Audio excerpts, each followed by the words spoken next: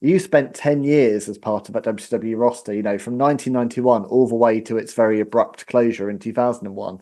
And, Yes. there are very few names, Sting probably being the other obvious one that comes to mind, who stuck with the company through all the ups and downs and turbulent times. And throughout the Monday Night War, saw those credible changes. I mean, that must have been one hell of a time to be in that company, right? Oh man, it was. I mean, let's just go this route. I was there for the whole ride, just like Sting was. And I'm sure there's a handful. I think Dallas was there the whole ride. Yeah. There was, 3 or 4 or 5 of us, like you said, that was there the whole 10 years.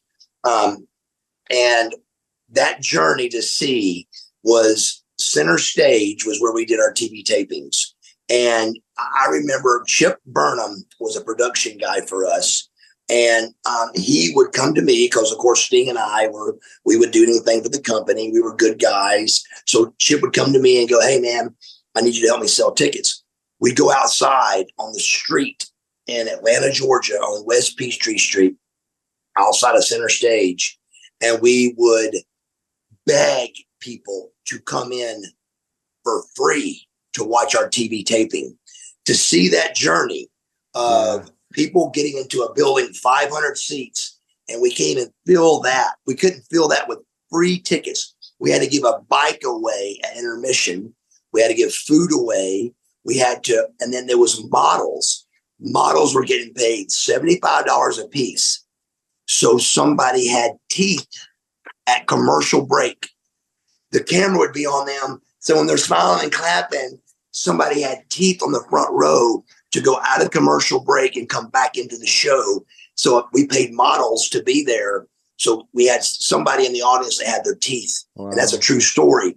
To see that journey from that to a sold out United Center in Chicago, Illinois, it's not explainable. It's really not. No, it was lightning in a bottle stuff, wasn't it?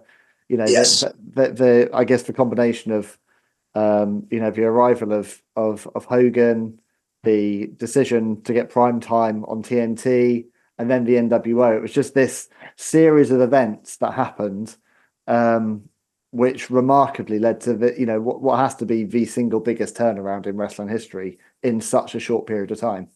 Absolutely. And just to think, nobody was ever going to beat the WWF. We were on a plane. We were on private jets going to Nitro, and we're giving Eric high fives because we beat the WWF. And not only did we just beat them, we beat them for 83 consecutive weeks, bro. That's every Monday we beat the WWF. That's not good, though. That's not good. We were high-fiving Eric, and behind Eric's back, we're going, that's not good. Because he's our boss, and we loved Eric. But we knew his talent.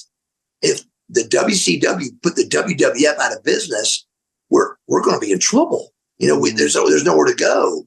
So, we knew that wasn't good. And in the middle of that, all of a sudden, the WWF buys WCW.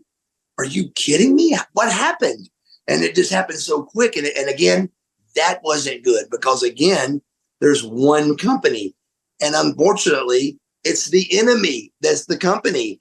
And that's not good. So the enemies, all of a sudden, now they're my boss. And, it's no secret that Vince McMahon doesn't like the WCW guys. He just doesn't. And I don't blame him. I wouldn't like us either.